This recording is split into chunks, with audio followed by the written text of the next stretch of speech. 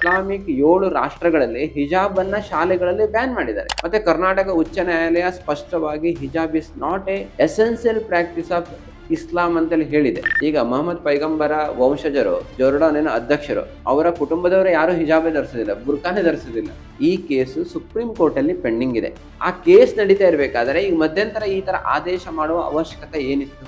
ಇದರಲ್ಲಿ ಅವರ ಓಲೈಕೆ ಬಿಟ್ಟರೆ ಬೇರೆ ಯಾವ ಇದು ಕಾಣ್ತಾ ಇದೆ ಇವತ್ತು? ಸರ್, ಒಂದ್ ವೇಳೆ ನಾವು ಈ ಆದೇಶನ ವಾಪಸ್ ತೆಗೆದುಕೊಳ್ಳಲ್ಲ, ಹಿಂದೂ ವಿದ್ಯಾರ್ಥಿಗಳು ಏನು ಬಳೆ ತೊಡ್ಕೊಂಡು ಸುಮ್ಮನೆ ಕುತ್ಕೊಳ್ತಾರ? ವೀಕ್ಷಕರೇ, ನಿಮಗೆಲ್ಲ ಗೊತ್ತೇ ಇದೆ, ಹಿಜಾಬ್ ಅನ್ನೋ ಒಂದು ಪದ ಕರ್ನಾಟಕದಲ್ಲಿ ಎಷ್ಟು ಮಟ್ಟಿಗೆ ಅದ್ರದ್ದು ವೇವ್ ಇತ್ತು ಅಂತ ಹೇಳಿ. ಯಾಕೆಂತ ಹೇಳಿದ್ರೆ ಇದ್ರ ಪರ ವಿರೋಧ ಚರ್ಚೆಗಳು ಸಾಕಷ್ಟು ನಡೀತಾ ಇತ್ತು. ಈ ಹಿನ್ನೆಲೆಯಲ್ಲಿ ಬಿಜೆಪಿ ಸರ್ಕಾರ ಒಂದು ರೀತಿಯಾಗಿ ಹಿಜಾಬ್ನ ನಿಷೇಧ ಮಾಡಿತ್ತು. ಅಂದ್ರೆ ಯಾರು ಕೂಡ ಸಮನಾಗಿ ಸಮವಸ್ತ್ರವನ್ನು ಧರಿಸಿಕೊಂಡು ಶಾಲೆಗೆ ಬರಬೇಕು ಅನ್ನೋ ನಿಟ್ಟಿನಲ್ಲಿ ಒಂದಿಷ್ಟು ಫಾಲೋ ಮಾಡಲಿ ಅಂತ ಹೇಳಿ ಒಂದಿಷ್ಟು ಕಾರ್ಯಕ್ರಮವನ್ನು ಹಾಕಿಕೊಂಡಿತ್ತು. ಆದ್ರೆ ಅದಾದ ಬಳಿಕ ಈಗ ಕಾಂಗ್ರೆಸ್ ಸರ್ಕಾರ ತೆಗೆದುಕೊಂಡ ನಿರ್ಧಾರ, ಹಿಜಾಬ್ ನಿಷೇಧ ಮಾಡಿದನ್ನ ಅದನ್ನು ರದ್ದುಗೊಳಿಸಿ ಜಾರಿಗೆ ಮಾಡಿರ್ತಕ್ಕಂಥದ್ದು. ಮತ್ತೆ ಕೆಲವು ವಿಚಾರಗಳನ್ನ ಮತ್ತೆ ಮುನ್ನೆಲೆಗೆ ಅಂದ್ರೆ ಜನಿವಾರನ್ನು ಹಾಕ್ಬೋದು, ಕೈಗೆ ದಾರವನ್ನು ಕಟ್ಬೋದು, ಜೊತೆಗೆ ರುದ್ರಾಕ್ಷಿಯನ್ನು ಹಾಕ್ಬೋದು, ಎಲ್ಲವನ್ನು ಕೂಡ ಸೇರಿದಂತೆ ಹಿಜಾಬ್ ಕೂಡ ಧರಿಸಬಹುದು ಅಂತ ಹೇಳಿ ಒಂದು ಆದೇಶವನ್ನು ಕೊಟ್ಟಿದ್ದಾರೆ. ಇದ್ರ ಬಗ್ಗೆ ಮಾತನಾಡ್ತೋಗೋಣ. ನಮ್ಮೊಂದಿಗೆ ಹಿಂದೂ ಜನಜಾಗೃತಿಯ ಸಂಸ್ಥೆಯ ವಕ್ತಾರರಾಗಿರ್ತಕ್ಕಂಥ ಮೋಹನ್ ಗೌಡ್ರು ನಮ್ಮ ಜೊತೆ ಇದ್ದಾರೆ. ಸರ್, ನಮಸ್ಕಾರ. ನಮಸ್ತೆ. ಮತ್ತೆ ವಿವಾದ ಆರಂಭ ಆಗಿದೆ ಹಿಜಾಬ್ ಧರಿಸುವ ವಿಚಾರವಾಗಿ ಸಂಬಂಧಪಟ್ಟಂತೆ ಸರ್ಕಾರ ತೆಗೆದುಕೊಂಡಿರುವ ನಿರ್ಧಾರ. ಏನ್ ತಮ್ಮ ಫಸ್ಟ್ ರಿಯಾಕ್ಷನ್? ಈ ವಿವಾದವನ್ನ ಕಾಂಗ್ರೆಸ್ ಸರ್ಕಾರನೇ ಪ್ರಾರಂಭ ಮಾಡಿದೆ. ಒಂದು ಮತ ಬ್ಯಾಂಕ್ ಓಲೈಕೆಗಾಗಿ, ಮುಸ್ಲಿಮರ ಓಲೈಕೆಗಾಗಿ ಇದು ಸ್ಪಷ್ಟವಾಗಿ ಗಮನಕ್ಕೆ ಬರ್ತಾ ಇದೆ. ಯಾಕೆಂತ ಹೇಳಿದ್ರೆ ಈಗ ದಾವಣಗೆರೆ ಚುನಾವಣೆ ಆದ ನಂತರ ಎಲ್ಲಾ ಮುಸ್ಲಿಂ ಮುಖಂಡರು, ಮುಸ್ಲಿಂ ನಾಯಕರು ಹೇಳಿಕೆಯನ್ನ ಕೊಡ್ತಾ ಇದ್ದಾರೆ, ಕಾಂಗ್ರೆಸ್ ಸರ್ಕಾರ ಮುಸ್ಲಿಮರನ್ನ ಕಡೆಗಣಿಸ್ತಾ ಇದೆ ಅಂತೇಳಿ. ಹಾಗಾಗಿ ಎಲ್ಲೋ ಕಾಂಗ್ರೆಸ್ ಮುಸ್ಲಿಮರನ್ನ ಓಲೈಕೆ ಮಾಡ್ಲಿಕ್ಕಾಗಿ ನಾವು ನಿಮ್ ಪರವಾಗಿದ್ದೇವೆ, ಮತ್ತೆ 16ನೇ ತಾರೀಕು ಒಂದು ದೊಡ್ಡ ಮುಸ್ಲಿಂ ಸಮಾವೇಶವನ್ನು ಆಯೋಜನೆ ಮಾಡ್ತಾ ಇದ್ದಾರೆ. ಈ ಹಿನ್ನೆಲೆಯಲ್ಲಿ ಆ ಸಮಾವೇಶದಲ್ಲಿ ನಾವು ನಿಮ್ ಪರವಾಗಿದ್ದೇವೆ ಹೇಳಿ ತೋರಿಸಿಕೊಳ್ಳಿಕ್ಕಾಗಿ ಇವತ್ತು ಈ ಹಿಜಾಬ್ ಅನ್ನ ಶಾಲೆಗಳಲ್ಲಿ ಜಾರಿಗೆ ಮಾಡಿರುವಂತದ್ದು ಅತ್ಯಂತ ಖಂಡನೀಯ ಇದೆ. ಇದು ಮಕ್ಕಳಲ್ಲಿ ಒಂದು ಭೇದ ಭಾವ, ಒಂದು ತಾರತಮ್ಯತೆಯನ್ನ ನಿರ್ಮಾಣ ಮಾಡ್ಲಿಕ್ಕೆ ಸಾಧ್ಯ ಇದೆ. ಅವರು ಕೇಸರಿ ಶಾಲನ್ನ ನಿಷೇಧ ಮಾಡಿ ಹಿಜಾಬ್ ಅನ್ನ ಅಲೋ ಮಾಡಿದ್ದಾರೆ. ಹಾಗಾಗಿ ಇದು ಒಂದು ರೀತಿಯಲ್ಲಿ ಏನಂತ ಹೇಳಿದ್ರೆ ಮತ್ತೊಮ್ಮೆ ಧರ್ಮದಂಗಲಿಗೆ, ಹೇಗೆ 2022ರಲ್ಲಿ ಏನಂತ ಹೇಳಿದ್ರೆ ಎಲ್ಲಾ ವಿದ್ಯಾರ್ಥಿಗಳು ಹಿಜಾಬ್ ಹಾಕೊಂಡು ಬಂದಾಗ ಕೇಸರಿ ಶಾಲಾ ಹಾಕೊಂಡು ಬಂದಿದ್ರು. ಈ ಶಾಲಾ ಶೈಕ್ಷಣಿಕ ವಾತಾವರಣವೇ ಹಾಳಾಗಿತ್ತು. ಪುನಃ ರಾಜ್ಯ ಸರ್ಕಾರ ಈಗ ಜೂನ್ 1ರಿಂದ ಪ್ರಾರಂಭ ಆಗತ್ತೆ, ಇನ್ನೊಂದು 10 ದಿನದಲ್ಲಿ ಶಾಲಾ ಕಾಲೇಜುಗಳು ಪ್ರಾರಂಭ ಆಗತ್ತೆ. ಪುನಃ ಸರ್ಕಾರ ಏನ್ ಮಾಡ್ತಿದೆ, ಶಾಲಾ ಮಕ್ಕಳ ಭವಿಷ್ಯದ ಜೊತೆಗೆ ವಿದ್ಯಾರ್ಥಿಗಳ ಶೈಕ್ಷಣಿಕ ಜೀವನ ಜೊತೆಗೆ ಚೆಲ್ಲಾಟ ಆಡುವಂತ ಒಂದು ಕೆಟ್ಟ ಕೃತ್ಯಕ್ಕೆ ಇವತ್ತು ಕೈ ಹಾಕಿದೆ. ಇದನ್ನ ನಾವು ತೀವ್ರವಾಗಿ ಖಂಡನೆ ಮಾಡ್ತೇವೆ. ಮತ್ತೆ ಈ ಸರ್ಕಾರ ಈ ಆದೇಶವನ್ನು ವಾಪಸ್ ಪಡಿಬೇಕು. ಇಲ್ಲಿ ಹೋದ್ರೆ ಹಿಂದೂ ವಿದ್ಯಾರ್ಥಿಗಳು ಸಹ ಕೇಸರಿ ಶಾಲನ್ನ ಹಾಕೊಂಡು ಬರುವ ಸಾಧ್ಯತೆ ಇದೆ. ಅದು ಆಗ್ಬಾರ್ದು ಅಂತ ಹೇಳಿದ್ರೆ ರಾಜ್ಯ ಸರ್ಕಾರ ಅತ್ಯಂತ ಎಚ್ಚರಿಕೆಯನ್ನ ನೀಡಬೇಕು. ಯಾಕೆಂತ ಹೇಳಿದ್ರೆ ಈಗಾಗಲೇ ಕರ್ನಾಟಕ ಉಚ್ಚ ನ್ಯಾಯಾಲಯ ಸುಮಾರು ತಿಂಗಳುಗಟ್ಟಲೆ ಆ ಒಂದು ಕೇಸನ್ನ ಹಿಯರಿಂಗ್ ಮಾಡಿ ಸ್ಪಷ್ಟವಾಗಿ ಕರ್ನಾಟಕ ಉಚ್ಚ ನ್ಯಾಯಾಲಯ ಹಿಜಾಬ್ ಇದು ಇಸ್ಲಾಮಿಗ ಎಸೆನ್ಷಿಯಲ್ ಪ್ರಾಕ್ಟೀಸ್ ಅಲ್ಲ ಅಂತೇಳಿ ತೀರ್ಪು ಕೊಟ್ಟು ಶಾಲೆಗಳಲ್ಲಿ ಹಿಜಾಬ್ ಬದಲಾಗಿ ಯೂನಿಫಾರ್ಮ್ ಅನ್ನೇ ಧರಿಸಬೇಕು ಅಂತ ಹೇಳಿದೆ. ಮತ್ತೆ ಕೋರ್ಟಿಗೆ ಹೋಗಿದ್ವಿ. ಹೌದೌದು.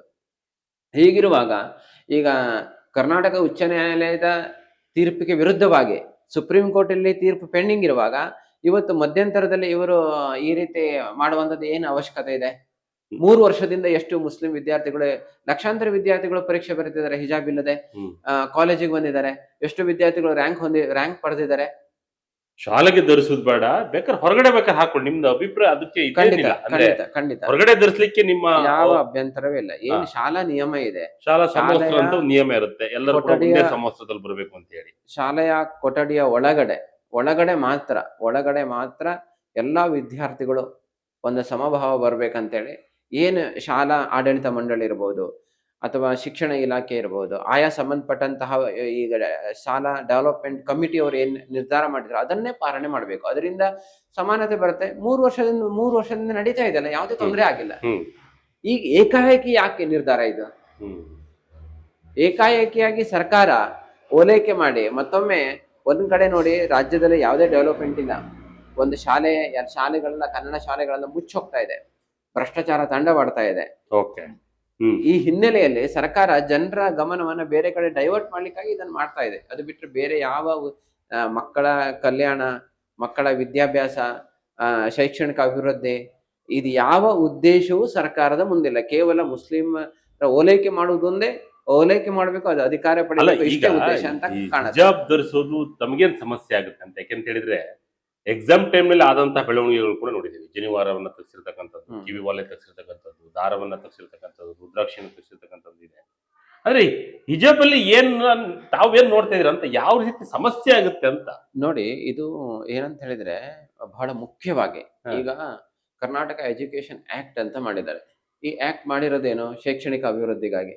ಈ ಆಕ್ಟ್ ಅಲ್ಲಿ 1983 ಕರ್ನಾಟಕ ಎಜುಕೇಶನ್ ಆಕ್ಟ್ ಅಲ್ಲಿ ಸ್ಪಷ್ಟವಾಗಿ ಶಾಲೆಯಲ್ಲಿ ವಿದ್ಯಾರ್ಥಿಗಳಲ್ಲಿ ಭೇದ ಭಾವ ನಿರ್ಮಾಣ ಆಗಬಾರ್ದು, ಬಡವ ಶ್ರೀಮಂತ ಜಾತಿ ತಾರತಮ್ಯತೆ ಹೋಗ್ಬೇಕು, ಸಮಾನತೆ ಬರಬೇಕು, ನಾವೆಲ್ಲ ಒಂದೇ ಬರ್ಬೇಕಂತೇಳಿ ಅಲ್ಲೊಂದು ಯೂನಿಫಾರ್ಮ್ ಅಂತ ಮಾಡಿದ್ದಾರೆ. ಹ್ಮ್. ಕರ್ನಾಟಕ ಎಜುಕೇಶನ್ ಆಕ್ಟ್ ಹೇಳಿದೆ, ಕರ್ನಾಟಕ ಉಚ್ಚ ನ್ಯಾಯಾಲಯ ಹೇಳಿದೆ, 2022 ರಾಜ್ಯ ಸರ್ಕಾರದ ಆದೇಶ ಇದೆ. ಅದನ್ನು ಪಾಲನೆ ಮಾಡ್ಲಿಕ್ಕೆ ಏನ್ ಅಡಚಣೆ ಇದೆ? ಹ್ಮ್. ಅದು ಪಾಲನೆ ಮಾಡ್ಲಿಕ್ಕೆ ಏನ್ ಅಡಚಣೆ ಇದೆ? ಈಗ ಒಂದು ಮುಸ್ಲಿಂ ಹುಡುಗಿ ಹಿಜಾಬ್ ಹಾಕೊಂಡು ಬರ್ತಾಳೆ, ಮತ್ತೊಬ್ಬರಿಗೆ ಅಲ್ಲಿ ಹಿಂದೂ ವಿದ್ಯಾರ್ಥಿಗೆ ಏನ್ ಅನ್ಸುತ್ತೆ, ಇವರಿಗೆ ಇವತ್ತು ಹಿಜಾಬ್ ಹಾಕೊಂಡ್ ಬರ್ತಾರೆ, ನಾಳೆ ಬುರ್ಕ ಹಾಕೊಂಡ್ ಬರ್ತಾರೆ, ನಾಡ್ದು ಟೋಪಿ ಹಾಕೊಂಡ್ ಬರ್ತಾರೆ, ಇವ್ರಿಗೆಲ್ಲ ಅವಕಾಶ ಇದೆ, ಆದ್ರೆ ನಮಗ್ ಮಾತ್ರ ಅವಕಾಶ ಇಲ್ಲ, ಕೇಸರಿ ಶಾಲೆಗೆ ಅವಕಾಶ ಇಲ್ಲ. ಆವಾಗ ವಿದ್ಯಾರ್ಥಿಗಳಲ್ಲಿ ಸಹಜವಾಗಿ ಅವ್ರಿಗೊಂದು ಸವಲತ್ತು, ಬಾಕಿ ವಿದ್ಯಾರ್ಥಿಗಳೊಂದು ಸವಲತ್ತು, ತಾರತಮ್ಯತೆ ಭೇದ ಭಾವ, ಅವರಿಗೆ ಸಂಘರ್ಷ ಸಹಜವಾಗಿ ಆ ವಿಚಾರ ಬಂದೇ ಬರ್ತದೆ, ಬಂದೇ ಬರುತ್ತೆ. ವಿದ್ಯಾರ್ಥಿಗಳಲ್ಲಿ ತಾರತಮ್ಯತೆ ದೂರ ಮಾಡಬೇಕು ಹೇಳುವ ಉದ್ದೇಶಕ್ಕಾಗಿ ಯೂನಿಫಾರ್ಮ್ ಇರುವಂತದ್ದು. ಹಿಜಾಬಿಗೆ ಅವಕಾಶ ಕೊಟ್ರೆ ನಾಳೆ ಮಕ್ಕಳಲ್ಲಿ ಒಂದು ಸಂಘರ್ಷಕ್ಕೆ ಕಾರಣ ಆಗತ್ತೆ, ತಾರತಮ್ಯತೆ ನಿರ್ಮಾಣ ಆಗತ್ತೆ. ಹಾಗಾಗಿ ಇವತ್ತು ನಾವು ನೋಡ್ತೇವೆ, ಇಸ್ಲಾಮಿಕ್ 7 ರಾಷ್ಟ್ರಗಳಲ್ಲಿ ಹಿಜಾಬ್ ಅನ್ನ ಶಾಲೆಗಳಲ್ಲಿ ಬ್ಯಾನ್ ಮಾಡಿದ್ದಾರೆ, ಇಸ್ಲಾಮಿಕ್ ರಾಷ್ಟ್ರಗಳಲ್ಲಿ. ಮತ್ತೆ ಕರ್ನಾಟಕ ಉಚ್ಚ ನ್ಯಾಯಾಲಯ ಸ್ಪಷ್ಟವಾಗಿ ಹಿಜಾಬ್ is not A essential practice of ಇಸ್ಲಾಂ ಅಂತೇಳಿ ಹೇಳಿದೆ. ಈಗ ಮೊಹಮ್ಮದ್ ಪೈಗಂಬರ ವಂಶಜರು, ಜೋರ್ಡಾನಿನ ಅಧ್ಯಕ್ಷರು, ಅವರ ಕುಟುಂಬದವರು ಯಾರು ಹಿಜಾಬೇ ಧರಿಸುದಿಲ್ಲ, ಬುರ್ಕಾನೇ ಧರಿಸುದಿಲ್ಲ ಅವರ ವ್ಯಕ್ತಿಗತ ಜೀವನದಲ್ಲಿ. ಹಿಜಾಬ್ ಎಸೆನ್ಷಿಯಲ್ ಪ್ರಾಕ್ಟೀಸ್ ಇಸ್ಲಾಂ ಇದ್ರೆ ಎಲ್ಲ ಕಡೆಯಲ್ಲೂ ಹಿಜಾಬ್ ಧರಿಸಬೇಕಲ್ಲ, ಸಮಸ್ಯೆನೇ ಅದು. ಖಂಡಿತ. ಯಾಕಂತ ಹೇಳಿದ್ರೆ ಮಕ್ಕಳದ ಶಿಕ್ಷಣ ಯಾರು ನೋಡ್ತಾ ಇಲ್ಲ, ಯಾರೇ ಆಗಿರ್ಲಿ, ನೀವೇ ಆಗಿರ್ಲಿ ಅಥವಾ ಅವರೇ ಆಗಿರ್ಲಿ, ಮಕ್ಕಳ ಶಿಕ್ಷಣವನ್ನ ಅಭಿವೃದ್ಧಿ ಮಾಡಿಸ್ಬೇಕು. ತಾವ್ ಹೇಳಿದ್ರೆ ಒಳ್ಳೆ ಮಾತು ಹೇಳಿದ್ರಿ.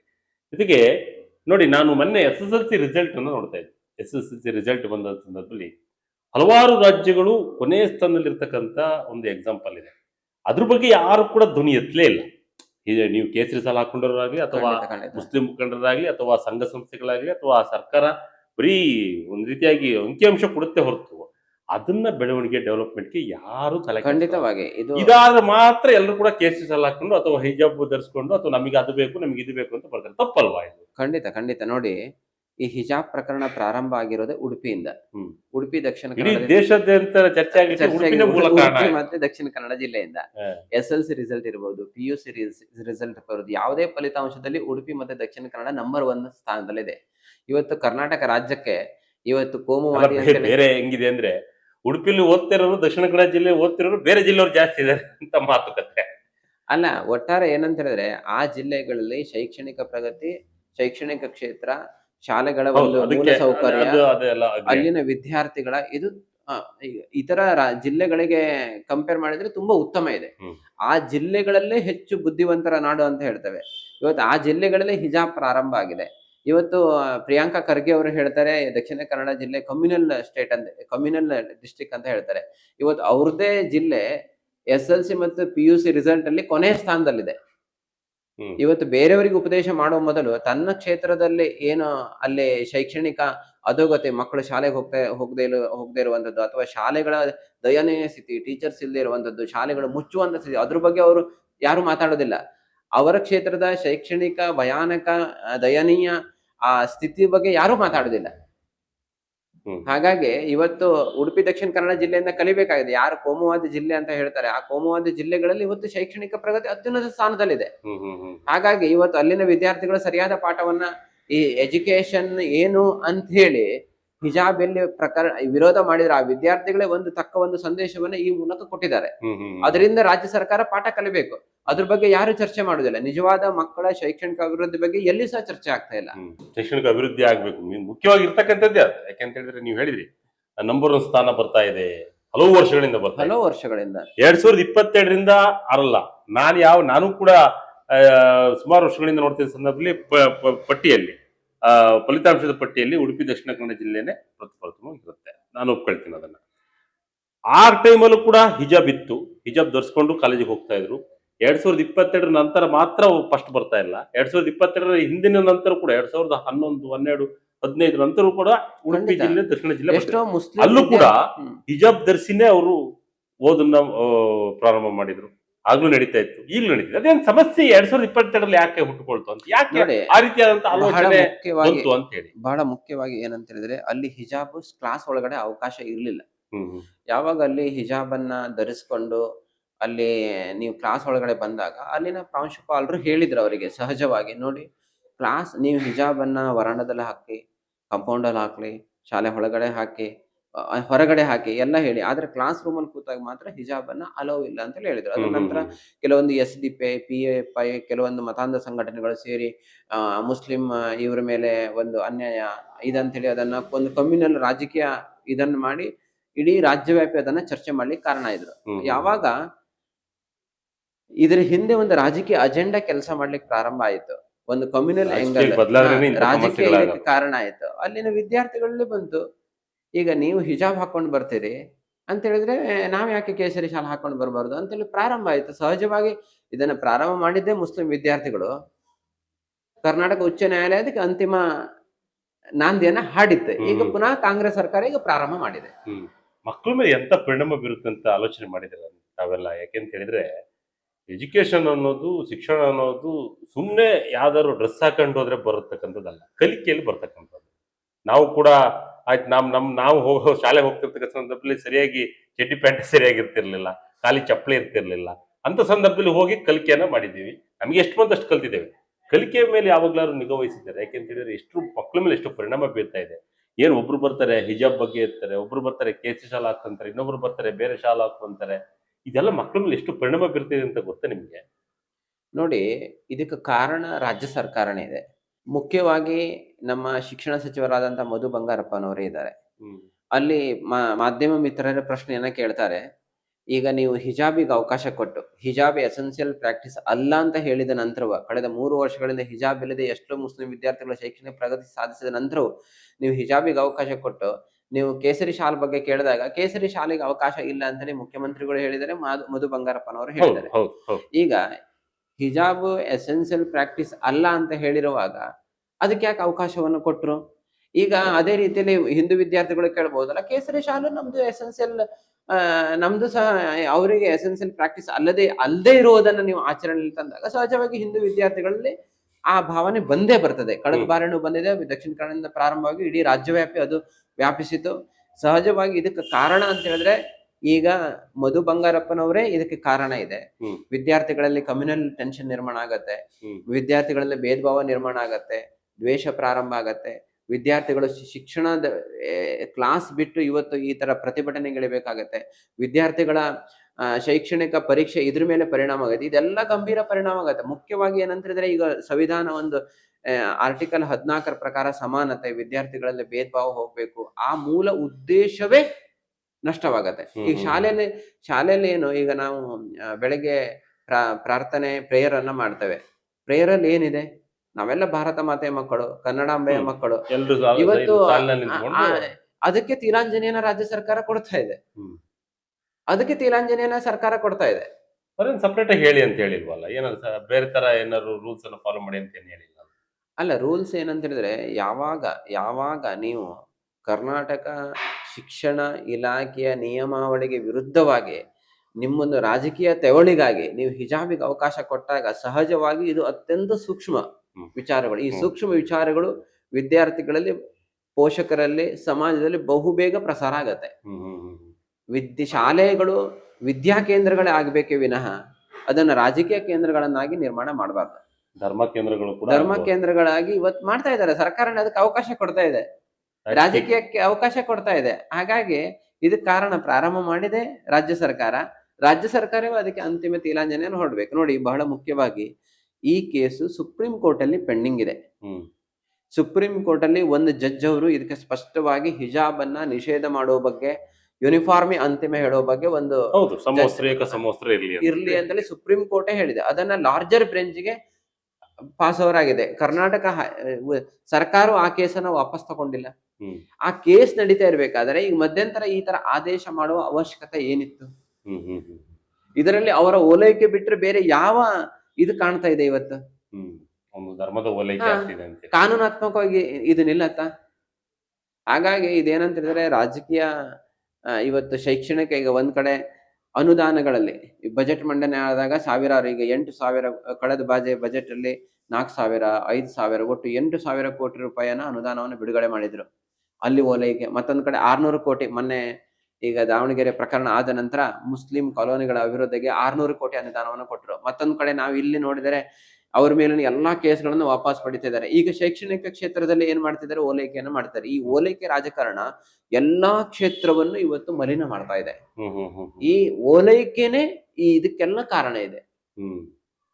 ಇವರಿಗೆ ನಿಜವಾಗಿ ಸರ್ವಾಂಗೀಣವಾಗಿ ಜಾತಿ ಭೇದ ಮರೆತು ಎಲ್ಲ ವಿದ್ಯಾರ್ಥಿಗಳ ಕಲ್ಯಾಣದ ಇದಿಲ್ಲ. ಇವರಿಗೆ ಮುಸ್ಲಿಮರಿಗೋಸ್ಕರ ಮುಸ್ಲಿಮರಿಗಾಗಿ ನಡೆಸಲ್ಪಡುವ ಸರ್ಕಾರದ ರೀತಿಯಲ್ಲಿ ಸರ್ಕಾರ ಕೆಲಸ ಮಾಡ್ತಾ ಇರೋದ್ರಿಂದ ಈ ಎಲ್ಲ ಸಮಸ್ಯೆಗಳಿಗೆ ಕಾರಣ ಆಗಿದೆ. ಈಗ ನೀವು ಜೂನ್ 1ನೇ ತಾರೀಕಿಂದ ಅವ್ರೇನಾದ್ರು ಹಿಜಾಬ್ ಆದೇಶ ವಾಪಸ್ ತರಲಿಲ್ಲ ಅಂದ್ರೆ ಮಕ್ಕಳಿಗೆಲ್ಲ ಕೇಶರಿ ಸಾಲ ಕಳಿಸ್ತಾ ಇದೀರಿ.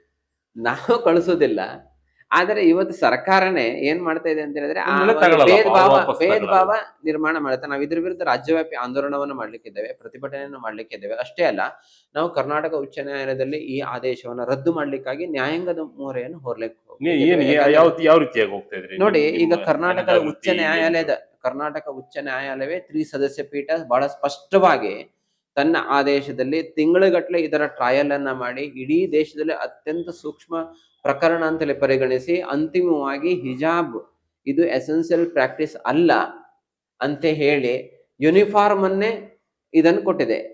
ಅದಕ್ಕೆ ವಿರುದ್ಧವಾಗಿ ಇವತ್ತು ಉಚ್ಚ ನ್ಯಾಯಾಲಯದ ಆದೇಶಕ್ಕೆ ವಿರುದ್ಧವಾಗಿ ರಾಜ್ಯ ಸರ್ಕಾರ ಆ ಆದೇಶವನ್ನ ರದ್ದು ಮಾಡೋದ್ರಿಂದ ಇದು ನ್ಯಾಯಾಂಗ ನಿಂದನೆ ಪ್ರಕರಣ ಇದೆ. ಮಾನ್ಯ ಉಚ್ಚ ನ್ಯಾಯಾಲಯದ ನ್ಯಾಯಾಂಗ ನಿಂದನೆ ಪ್ರಕರಣ ಇದೆ. ಹಾಗಾಗಿ ನ್ಯಾಯಾಂಗ ನಿಂದನೆ ಪ್ರಕರಣವನ್ನ ಇಟ್ಕೊಂಡು ನಾವು ಹೈಕೋರ್ಟ್ ಅಲ್ಲಿ ಪಿಟಿಷನ್ ಅನ್ನು ಹಾಕ್ತೇವೆ. ಖಂಡಿತವಾಗಿ ನಮ್ಗೆ ಭರವಸೆ ಇದೆ, ನ್ಯಾಯಾಲಯ ಯಥಾಸ್ಥಿತಿ ಹಿಂದಿನ ಏನು ನಿಯಮ ಇದೆ ಅದನ್ನೇ ಇದ್ ಮಾಡ್ಲಿಕ್ಕೆ ಆದೇಶ ಕೊಡಬಹುದು ಮತ್ತು ಈ ಆದೇಶವನ್ನು ರದ್ದು ಮಾಡ್ಲಿಕ್ಕೆ ಇದಕ್ಕೆ ಸ್ಟೇ ಅನ್ನ ಕೊಡುವ ಸಾಧ್ಯತೆ ಇದೆ. ಇದಕ್ಕೆ ಸಂಬಂಧಪಟ್ಟಂತೆ ಶಿಕ್ಷಣ ಇಲಾಖೆಗೆ, ಮಾನ್ಯ ಶಿಕ್ಷಣ ಸಚಿವರಿಗೆ, ಆಯಾ ಜಿಲ್ಲಾಧಿಕಾರಿಗಳ ಮೂಲಕ ಪ್ರತಿಯೊಂದು ತಾಲೂಕುಗಳಲ್ಲಿ ಇದ್ರ ವಿರುದ್ಧ ಎಲ್ಲ ಸಂಘಟನೆಗಳು ಸೇರಿ ನಾವು ಮನವಿಯನ್ನ ಕೊಡ್ತಾ ಇದ್ದೇವೆ. ಅನೇಕ ಹಿಂದೂ ಪರ ಸಂಘಟನೆಗಳು ನಿನ್ನೆಯೂ ಸಹ ಎಲ್ಲ ಕಡೆಗಳಲ್ಲಿ ಇದ್ರ ವಿರುದ್ಧ ಆಂದೋಲನವನ್ನು ಮಾಡಿದ್ದೇವೆ. ಖಂಡಿತವಾಗಿ ವಿದ್ಯಾರ್ಥಿ ಸಂಘಟನೆಗಳು ಇದಕ್ಕೆ ಜೋಡಿಸ್ತಾರೆ. ಖಂಡಿತವಾಗಿ ಇದರ ದೃಷ್ಟಿಯಿಂದ ಏನು ಜಾಗೃತಿ ಮಾಡಬೇಕು, ಹೋರಾಟವನ್ನು ಮಾಡಬೇಕು, ನಾವು ಹಿಂದೂ ಜನಜಾಗೃತಿ ಸಮಿತಿ ಸಮಸ್ತ ಹಿಂದೂ ಸಂಘಟನೆಗಳು ನಾವು ಮಾಡ್ಲಿಕ್ಕಿದ್ದೇವೆ. ಇದರಲ್ಲಿ ನೋಡಿ, ಒಂದು ಚಿಕ್ಕ ಬೆಂಕಿ ಉಡುಪಿಲ್ ಹೊತ್ತಿದ್ ನಿಜವಾಗ್ಲೂ ಕೂಡ ಎಲ್ಲರೂ ಕೂಡ ಯೋಚನೆ ಮಾಡ್ತಾರೆ, ಯಾಕೆ ಬೇಕಿತ್ತು ಮಕ್ಕಳಿಗೆ ಒಂದ್ ರೀತಿಯಾಗಿ ಉತ್ತೇಜನ ಬೇರೆ ರೀತಿ ಕೊಡಬೇಕು, ಈ ರೀತಿಯಾಗಿ ತಗೊಂಡು ಹೋಗ್ತಿದಾರಲ್ಲ, ಎತ್ತ ಸಾಕ್ತಿದೆ ಕರ್ನಾಟಕ ಅನ್ನೋ ಒಂದು ಪ್ರಶ್ನೆ ಬಹಳಷ್ಟು ಮೂಡ್ತಾ ಇದೆ.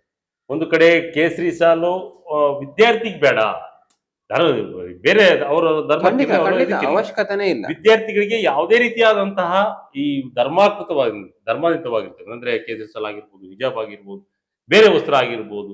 ಈಗ ನಾಳೆ ಬೇರೆಯವ್ರು ಬರ್ತಾರೆ, ಬೇರೆ ಧರ್ಮದವ್ರು ಬರ್ತಾರೆ, ಹೌದು ನಾನು ಶರ್ಟ್ ಹಾಕ ಬರಲ್ಲ ಅಂತ ಹೇಳಿದ್ರೆ ಅದು ಒಪ್ಲಿಕ್ಕೆ ಆಗಲ್ಲ. ಅದಕ್ಕೆ ಕಾರಣ ಆಗಿದೆ. ಇವರು ಈ ಆದೇಶದಲ್ಲಿ ನೋಡಿ, ಅವರು ಏನ್ ಮಾಡಿದ್ದಾರೆ ಅಂತ ಹೇಳಿದ್ರೆ, ನಾವು ಜನಿವಾರ ಅವಕಾಶ ಕೊಟ್ಟಿದ್ದೇವೆ, ಶಿವದಾರ ಅವಕಾಶ ಕೊಟ್ಟಿದ್ದೇವೆ, ರುದ್ರಾಕ್ಷ ಅವಕಾಶ ಕೊಟ್ಟಿದ್ದೇವೆ. ಇದು ಅವಕಾಶ ಕೊಡ್ಲಿಕ್ಕೆ ಅದೇ ನಿಷೇಧ ಮಾಡಿದ್ದ. ಜನಿವಾರ ಏನಂತ ಹೇಳಿದ್ರೆ ನಮ್ಮ ಅವರ ಒಂದು ಧರ್ಮದ ಆಚರಣೆ, ರಿಲಿಜಿಯಸ್ ಪ್ರಾಕ್ಟೀಸ್. ಇದು ಸಂವಿಧಾನ ಕೊಟ್ಟಿರತಕ್ಕಂತ ಒಂದು ಸಂವಿಧಾನಬದ್ಧವಾದಂತ ಧರ್ಮಾಚರಣೆ ಕೃತ. ಅದು ಶರ್ಟಿನ ಒಳಗಡೆ ಧರಿಸುವಂತದ್ದು, ಇದು ಹೊರಗಡೆ ಕಾಣುವಂತದ್ದಲ್ಲ. ಈಗಾಗಲೇ ಜನಿವಾರವನ್ನ ತೆಗೆದಾಗ ಅವರನ್ನ ಸಸ್ಪೆಂಡ್ ಮಾಡಿದೆ. ಅಷ್ಟೇ ಅಲ್ಲ, ಈಗಾಗಲೇ ಕರ್ನಾಟಕ ಉಚ್ಚ ನ್ಯಾಯಾಲಯ ಸಿಇಟಿ ಎಕ್ಸಾಮ್ ಅಲ್ಲಿ ಜನಿವಾರ ತೆಗೆದ ಪ್ರಕರಣದಲ್ಲಿ ತನ್ನ ತೀರ್ಪಿನ ಸ್ಪಷ್ಟವಾಗಿ ಹೇಳಿದೆ, ಜನಿವಾರ ಇದು ರಿಲಿಜಿಯಸ್ ಪ್ರಾಕ್ಟೀಸ್, ಇದನ್ನ ತೆಗಿಬಾರದು, ಪರೀಕ್ಷಾ ಪ್ರಾಧಿಕಾರಕ್ಕೆ ನೋಟಿಸ್ ಅನ್ನು ಇಶ್ಯೂ ಮಾಡಿದೆ. ಹೀಗಿರುವಾಗ ಇವತ್ತು ಪುನಃ ಈ ಆದೇಶದಲ್ಲಿ ನಿಮ್ಗೆ ಜನಿವಾರ ಹಾಕ್ಲಿಕ್ಕೆ ಅವಕಾಶ ಕೊಡ್ತೇವೆ ಅಂತ ಹೇಳಿದ್ರೆ, ಹಾಗಾಗಿ ನೀವು ಹಿಜಾಬಿಗೆ ಅವಕಾಶ ಕೊಡ್ಬೇಕಂತ ಹೇಳುವಂತದ್ದು ಇವತ್ತು ಹಿಂದೂಗಳನ್ನ ಒಂದ್ ರೀತಿಯಲ್ಲಿ ದಾರಿ ತಪ್ಪಿಸುವಂತ ಸರ್ಕಾರದ ಯೋಜನೆ ಇದೆ. ಈಗ ರಾಜ್ಯ ಸರ್ಕಾರನೇ ಅಂದ್ರೆ ಬೇಕಂತಲೇ ಹಿಂದೂ ವಿದ್ಯಾರ್ಥಿಗಳನ್ನ ಪ್ರಚೋದನೆ ಮಾಡ್ತಾ ಇದೆ ಈ ಮೂಲಕ. ಈಗ ಯಾರಿಗೂ ಸಹ ಕೇಸರಿ ಶಾಲು ಹಾಕುವಂತದ್ದು ಅವರಿಗೆ ಅವಶ್ಯಕತೆ ಇಲ್ಲ. ವಿದ್ಯಾರ್ಥಿಗಳಿಗೆ ತಾವು ಅಧ್ಯಯನವನ್ನು ಮಾಡಬೇಕು, ಶಾಲೆಯಲ್ಲಿ ನಾವು ಮುಂದೆ ಹೋಗ್ಬೇಕು, ಈ ಉದ್ದೇಶನೇ ಇರುವಂತದ್ದು. ಆದ್ರೆ ಯಾವಾಗ ಒಂದು ಸಮುದಾಯಕ್ಕೆ ಒಂದು ಡ್ರೆಸ್, ಆ ಯೂನಿಫಾರ್ಮ್ ಅನ್ನ ಗಾಳಿಗೆ ತೂರಿ ಅವ್ರು ಹಿಜಾಬ್ ಹಾಕೊಂಡು, ಬುರ್ಕಾ ಹಾಕೊಂಡು, ಟೋಪಿ ಹಾಕೊಂಡು ಬಂದು ಅವ್ರಿಗೆ ಬೇಕಾದಷ್ಟು ಅವಕಾಶ ಕೊಟ್ಟು ಬಾಕಿ ವಿದ್ಯಾರ್ಥಿಗಳಿಗೆ ನೀವು ಕಾನೂನು ಯೂನಿಫಾರ್ಮ್ ಹಾಕೊಂಡು ಬರ್ಬೇಕಂತ ಹೇಳಿದಾಗ ಸಹಜವಾಗಿ ವಿದ್ಯಾರ್ಥಿಗಳಲ್ಲಿ ಏನಾಗತ್ತೆ, ಆಕ್ರೋಶಕ್ಕೆ ಕಾರಣ ಆಗತ್ತೆ. ತಾರತಮ್ಯತೆ ಭಾವನೆ ಸರ್ಕಾರನೇ ಇದು ಈ ಮಾಡ್ಕೊಡುತ್ತೆ. ರೀತಿಯಾಗಿ ಎಲ್ಲರೂ ಕೂಡ ಮಾತನಾಡ್ತಾರೆ, ಖಂಡಿತವಾಗ್ಲೂ ಕೂಡ ಆಕ್ರೋಶ ಖಂಡಿತ ಆಗುತ್ತೆ. ಖಂಡಿತ ಆಗತ್ತೆ. ವಿದ್ಯಾರ್ಥಿ ಮನಸ್ಸಿನಲ್ಲಿ ಯಾವ ರೀತಿಯಾಗಿ ಬೆಳೆ ಬೆತ್ತಿದೀವಿ ಈ ಒಂದು ನಿಟ್ಟಿನಲ್ಲಿ ಅಂತ ಹೇಳಿದ್ರೆ ಒಂದ್ ರೀತಿಯಾಗಿ ಆಕ್ರೋಶ ಆರಂಭದಿಂದಲೇ ಸ್ಟಾರ್ಟ್ ಆಗ್ಬೇಕು. ಖಂಡಿತ ಖಂಡಿತ ಒಂದ್ ರೀತಿಯಾಗಿ ಹಿಜಾಬ್ ಹಾಕೊಂಡು ಬಂದ್ರೆ ಎಸ್ ಇದಲ್ಲ ನಮ್ದು ಅನ್ನೋ ಒಂದು ಲೆಕ್ಕಾಚಾರದಲ್ಲಿ ಅವ್ರ ಮನಸ್ಸಲ್ಲಿ ಮೂಡ್ತಕ್ಕಂಥ ಕೆಲಸಗಳಾಗ್ತಿದ್ಯಾ ಅಂತ. ಖಂಡಿತ ಖಂಡಿತ ಯಾಕೆಂತ ಹೇಳಿದ್ರೆ ಇದು ಆಗ್ಬಾರ್ದು ಅಂತ ಲೆಕ್ಕಾಚಾರ. ಯಾಕೆಂದ್ರೆ ಎಷ್ಟು- ದ್ವೇಷಗಳಾಗ್ಬಾರ್ದು, ಖಂಡಿತ ಆಕ್ರೋಶಗಳಾಗ್ಬಾರ್ದು. ನಿಮ್ಗೆ ಅವ್ರ ಇವ್ರ ವಿರುದ್ಧ ಆ ದ್ವೇಷಗಳು ಸ್ಟಾರ್ಟ್ ಆಗ್ಬಿಟ್ರೆ ಶಿಕ್ಷಣ ಹೆಂಗ್ ಸಾಗುತ್ತೆ? ಯಾಕೆಂತ ಹೇಳಿದ್ರೆ ನಮ್ಮ ಜನಜಾಗೃತಿ ನಿಮ್ಮ ಸಂಘ ಆಗಿರ್ಬೋದು ಅಥವಾ ಹಿಂದೂ ಸಂಘಟನೆ ಎಲ್ಲರೂ ಕೂಡ ನಾನು ಮಾತಾಡ್ತಕ್ಕಂಥದ್ದು, ಶಾಲೆಯಲ್ಲಿ ಶಿಕ್ಷಕರಿಲ್ಲ. ಫಸ್ಟ್ ಆಫ್ ಆಲ್ ಬಹಳಷ್ಟು ಕಡೆ ಶಿಕ್ಷಕರ ಕೊರತೆ ಇದೆ. ಉತ್ತಮ ಗುಣಮಟ್ಟದ ಶಾಲೆಗಳಿಲ್ಲ, ಉತ್ತಮ ಗುಣಮಟ್ಟದ ಕಟ್ಟಡಗಳಿಲ್ಲ. ಎಷ್ಟೋ ಕಟ್ಟಡಗಳು ಈಗಲೂ ಕೂಡ ಶಿಥಿಲಾವಸ್ಥೆಯಲ್ಲಿ ಇರ್ತಕ್ಕಂಥದ್ದು ನೋಡಿದ್ದೇವೆ. ಕೆಲವು ಕಡೆ ಮಕ್ಕಳಿಗೆ ಸುರಕ್ಷಿತವಾದಂತ ಅಥವಾ ಸಮೃದ್ಧಿಯಾದಂತ ವಾತಾವರಣ ಸರ್ಕಾರಿ ಶಾಲೆಗಳಲ್ಲಿ ಬಹಳಷ್ಟು ಕಡಿಮೆ ಇದೆ.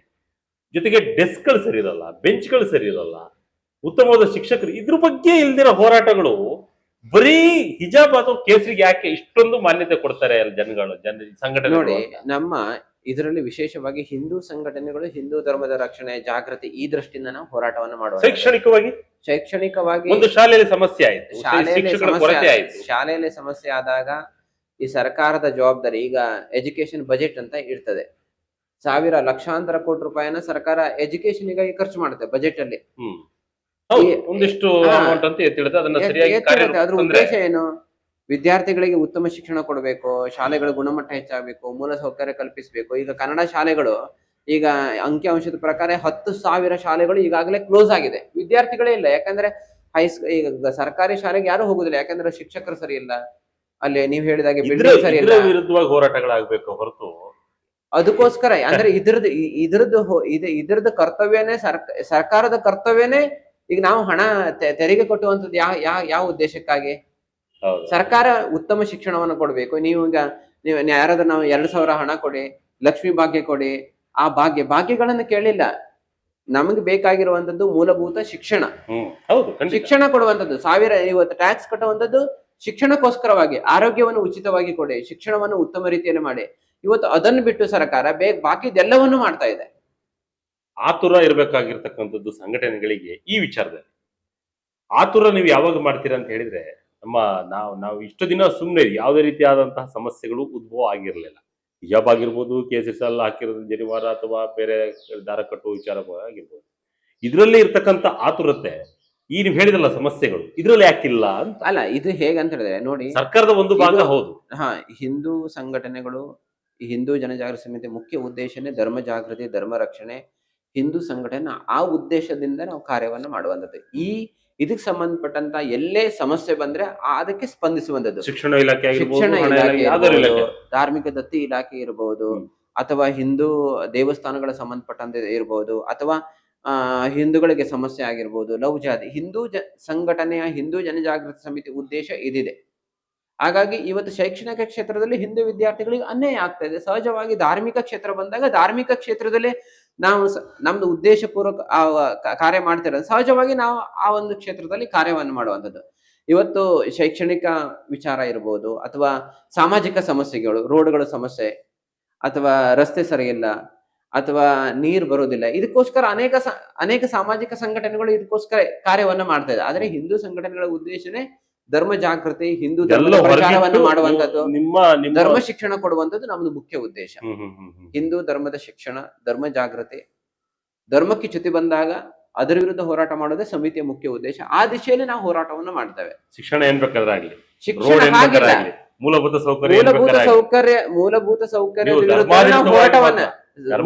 ಸೌಕರ್ಯದ ವಿಷಯದಲ್ಲೂ ನಾವು ಹೋರಾಟವನ್ನು ಮಾಡ್ತೇವೆ. ಅದಕ್ಕೋಸ್ಕರ ಹಿಂದೂ ಜನಜಾಗೃತಿ ಸಮಿತಿ ಸ್ವರಾಜ್ಯ ಅಭಿಯಾನ ಅಂತ ಮಾಡ್ತಾ ಇದೆ. ಈಗ ಶೈಕ್ಷಣಿಕ ಕ್ಷೇತ್ರದಲ್ಲಿ ಈಗ ಉದಾಹರಣೆ ನಾವು ನೋಡ್ತೇವೆ, ಖಾಸಗಿ ಶಾಲೆಗಳು ಏನ್ ಮಾಡ್ತದೆ ಅಂತ ಹೇಳಿದ್ರೆ, ಈಗ ಇದರಿಂದ ಇಂಥ ಒಂದು ನಿಶ್ಚಿತವಾದಂತ ನೀವು ಇದರಿಂದನೇ ಖರೀದಿ ಮಾಡ್ಬೇಕು ಸಮವಸ್ತ್ರಗಳನ್ನ ಅಂತೇಳಿ ಹೇಳುತ್ತೆ. ಅದ್ರ ವಿಷಯದಲ್ಲಿ ನಾವು ಹೋರಾಟವನ್ನು ಮಾಡಿದ್ದೇವೆ. ಇವತ್ತು ಆರೋಗ್ಯ ಕ್ಷೇತ್ರದಲ್ಲಿ ದೋಚುವಂಥದ್ದು, ಆ ಕ್ಷೇತ್ರದಲ್ಲಿ ನಾವು ಸಮಿತಿ ಸ್ವರಾಜ್ಯ ಅಭಿಯಾನದ ಅಡಿಯಲ್ಲಿ ಹೋರಾಟವನ್ನು ಮಾಡಿದ್ದೇವೆ. ಈಗ ಬ್ರಿಡ್ಜ್ಗಳ ಸಮಸ್ಯೆ ಇದೆ. ಬ್ರಿಡ್ಜ್ಗಳ ಸಮಸ್ಯೆ ಈಗೇನಾಗತ್ತೆ, ಎಷ್ಟೋ ಬ್ರಿಡ್ಜ್ಗಳನ್ನ ಕನ್ಸ್ಟ್ರಕ್ಷನ್ ಮಾಡ್ತಾರೆ, ಕೆಲವೇ ದಿನಗಳಲ್ಲಿ ಅದು ಕೊಲ್ಯಾಪ್ಸ್ ಆಗತ್ತೆ. ಅದಕ್ಕೊಂದು ಸ್ಟ್ಯಾಟ್ಯುಟರಿ ಆಡಿಟ್ ಅಂತ ಮಾಡೋದಿಲ್ಲ. ಅಂದ್ರೆ ಕೋಟಿ ಗಟ್ಟಲೆ ರೂಪಾಯಿ ಹಣವನ್ನ ವ್ಯಯ ಮಾಡ್ತಾರೆ, ಅದನ್ನ ಭ್ರಷ್ಟಾಚಾರದಲ್ಲಿ ಇವತ್ತು ಉತ್ತಮ ಗುಣಮಟ್ಟದ ಮೂಲ ಸೌಕರ್ಯ ಏನು ರೋಡ್ ಇರ್ಬೋದು ಅದನ್ನ ಮಾಡೋದು ಆ ವಿಷಯದಲ್ಲಿ ನಾವು RTI ಅಡಿಯಲ್ಲಿ ಹೋರಾಟವನ್ನು ಮಾಡ್ತಾ ಇದ್ದೇವೆ. ಆ ಕ್ಷೇತ್ರಕ್ಕೆ ಸಂಬಂಧಪಟ್ಟಂತ ಹೋರಾಟ ನಾವು ಸುರಾಜ್ಯ ಅಭಿಯಾನದ ಅಡಿಯಲ್ಲಿ ಸಮಿತಿ ಮಾಡ್ತಾ ಇದೆ. ಆದ್ರೆ ರಿಲಿಜಿಯಸ್ ವಿಷಯ ಬಂದಾಗ ಈ ಕ್ಷೇತ್ರದಲ್ಲಿ ನಾವು ಈ ರೀತಿ ಹೋರಾಟವನ್ನ ಮಾಡ್ತೇವೆ. ಅದರಲ್ಲಿ ನಮ್ದು ಹೋರಾಟ ಇದೆ, ಆ ಆಯಾಮಗಳಲ್ಲಿ ಇದೆ. ಆದ್ರೆ ಇದು ಸೂಕ್ಷ್ಮ ವಿಚಾರ ಇರೋದ್ರಿಂದ ಇದು ಬಹಳ ಮುಖ್ಯ ಇದೆ. ಇದು ಶೈಕ್ಷಣಿಕ ಇದರ ಮೇಲೆ ಪರಿಣಾಮವನ್ನು ಬೀಳುತ್ತೆ. ಈಗ ಚ್ಯುತಿ ಬರುತ್ತೆ, ಅಲ್ಲಿ ನೀವಿರ್ತೀರಿ. ಹೌದು. ಈಗ ಈ ಪ್ರಕರಣ ಏನಿದೆ ಏನಾಗತ್ತೆ ಅಂತ ಹೇಳಿದ್ರೆ, ಸಾಮಾನ್ಯವಾಗಿ ಭೇದ ಭಾವ ದೂರ ಆಗ್ಬೇಕು ಹೇಳುವ ಉದ್ದೇಶದಿಂದಲೇ ಶಾಲೆಗಳು ಯೂನಿಫಾರ್ಮ್ ಇರೋದ್ರಿಂದ ಅದಕ್ಕೆ ಚ್ಯುತಿ ಬಂದಾಗ ಸಹಜವಾಗಿ ಶೈಕ್ಷಣಿಕ ವಾತಾವರಣದ ಮೇಲೆ ಪರಿಣಾಮ ಬಿದ್ದೇ ಬೀರುತ್ತೆ. ನೇರವಾಗಿ ಅದಕ್ಕೋಸ್ಕರ ಇದು ಸರಿ ಮಾಡ್ಬೇಕು ಹೇಳುವ ಉದ್ದೇಶಕ್ಕಾಗಿ ನಾವು ಮುಖ್ಯವಾಗಿ ಹೋರಾಟವನ್ನ ಮಾಡ್ತಾ ಇರೋದು. ತಾವೆಲ್ಲಿ ಓದಿದ್ದು? ನಾವು ನಮ್ಮ PUC ನಾವು ಕಾರವಾರದಲ್ಲಿ ಮಾಡಿದ್ವಿ. ನಿಮ್ ಶಾಲೆಯಲ್ಲಿ ಹಿಜಾಬ್ ಹಾಕೊಂಡ್ ಬರ್ತಾ ಇದ್ರ ಸ್ಟೂಡೆಂಟ್, ನಿಮ್ ಸ್ನೇಹಿತರು? ಆಗ ಅಷ್ಟು ಇರ್ಲಿಲ್ಲ. ಆಗಷ್ಟು ನಮಗೂ ಕೂಡ ಗೊತ್ತಿರ್ಲಿಲ್ಲ. ಯಾಕಂದ್ರೆ ಹಿಜಾಬ್ ಅನ್ನೋ ಪದ ಗೊತ್ತಾಗಿದೆ 2022ರಲ್ಲಿ ಸಾಮಾನ್ಯವಾಗಿ ಯೂನಿಫಾರ್ಮ್ ಅವ್ರ ಧರ್ಮಾಂತರವಾಗಿ ಹಾಕೊಂಡ್ ಬರ್ತಾರೆ ಅನ್ನೋ ಲೆಕ್ಕಾಚಾರ ಇತ್ತು. ಬಟ್ ಅದ್ರ ಬಗ್ಗೆ ಅಷ್ಟೊಂದು ಯಾರು ಕೂಡ ಗೊತ್ತಿರ್ಲಿಲ್ಲ. ಎಸ್, ಮನವಿ ಕೂಡ ಸಲ್ಲಿಸಿ ಆಯ್ತು ನಮ್ದು. ಮನವಿಯನ್ನ ಏನ್ ರಿಯಾಕ್ಷನ್ ಏನಪ್ಪ ಅಂತ ಸರ್ಕಾರಕ್ಕೆ ಹೇಳ್ತಾ ಇದ್ದೇವೆ, ನೀವು ಇದಕ್ಕೆ ಸಂಬಂಧಪಟ್ಟಂತದ್ದು ಇದೆಲ್ಲ ಸಮಸ್ಯೆಗಳು ನಿರ್ಮಾಣ ಆಗ್ತಾ ಇದೆ, ನೀವು ಸ್ಪಂದಿಸ್ಬೇಕಂತ ಹೇಳಿ. ನೋಡ್ಬೇಕು, ಈಗ ಒಂದು ವಾರ ಸಮಯವನ್ನ ನೀಡಿ ಯಾವ ರೀತಿಯಾಗಿ ಆಂದೋಲನಗಳು ನಡೆಸ್ತಾ ಇದ್ದೀರಾ ಅಂತ. ಇದ್ರ ಬಗ್ಗೆ ನಾವ್ ಏನ್ ಮಾಡ್ತಿದ್ದೇವೆ ಅಂತ ಹೇಳಿದ್ರೆ, ಪ್ರತಿಯೊಂದು ಜಿಲ್ಲೆ ಮತ್ತು ತಾಲೂಕು ಮಟ್ಟದಲ್ಲಿ ತಹಶೀಲ್ದಾರ್, AC ಮತ್ತು ಜಿಲ್ಲಾಧಿಕಾರಿಗಳ ಮೂಲಕ ನಾವು ಈ ರಾಜ್ಯ ಸರ್ಕಾರದ ಶಿಕ್ಷಣ ಇಲಾಖೆಗೆ ಮನವಿಯನ್ನು ಸಲ್ಲಿಸುವಂತದ್ದು. ಎಲ್ಲೆಲ್ಲಿ ಸಾಧ್ಯ ಆಗತ್ತೆ ಅಲ್ಲಿ ಹೋರಾಟವನ್ನ ಮಾಡ್ತಾ ಇದ್ದೇವೆ. ಅಷ್ಟೇ ಅಲ್ಲ, ನಾವು ಇದಕ್ಕೆ ಸಂಬಂಧಪಟ್ಟಂತ ಲೀಗಲ್ ಒಂದು ಒಪಿನಿಯನ್ ತೆಗೆದುಕೊಂಡು, ಅಡ್ವೊಕೇಟ್ಸ್ ಗಳು ಏನಿದ್ದಾರೆ ಇದರ ಒಂದು ಲೀಗಲ್ ತೆಗೆದುಕೊಂಡು ಇದರ ವಿರುದ್ಧ ಒಂದು ಉಚ್ಚ ನ್ಯಾಯಾಲಯದಲ್ಲಿ ಒಂದು ಪಿಟಿಷನ್ ಸಹ ನಾವು ಹಾಕ್ಲಿಕ್ಕಿದ್ದೇವೆ. ಎಲ್ಲ ಆಯಾಮಗಳಲ್ಲಿ ಜಾಗೃತಿ ದೃಷ್ಟಿಯಿಂದ ಮನವಿ ಕೊಡುವಂಥದ್ದು, ಪ್ರತಿಭಟನೆ ಮಾಡುವಂಥದ್ದು, ಹೀಗೆ ಎಲ್ಲ ಆಯಾಮಗಳಲ್ಲಿ ಇದ್ರ ಬಗ್ಗೆ ಹೋರಾಟ. ಸರ್ಕಾರ ಒಂದ್ ವೇಳೆ ನಾವು ಈ ಆದೇಶನ ವಾಪಸ್ ತೆಗೆದುಕೊಳ್ಳಲ್ಲ ಅಂತ ಹೇಳಿದ್ರೆ ಜೂನ್ ನಿಂದ ನಿಮ್ಮ ಹೋರಾಟ ಏನು?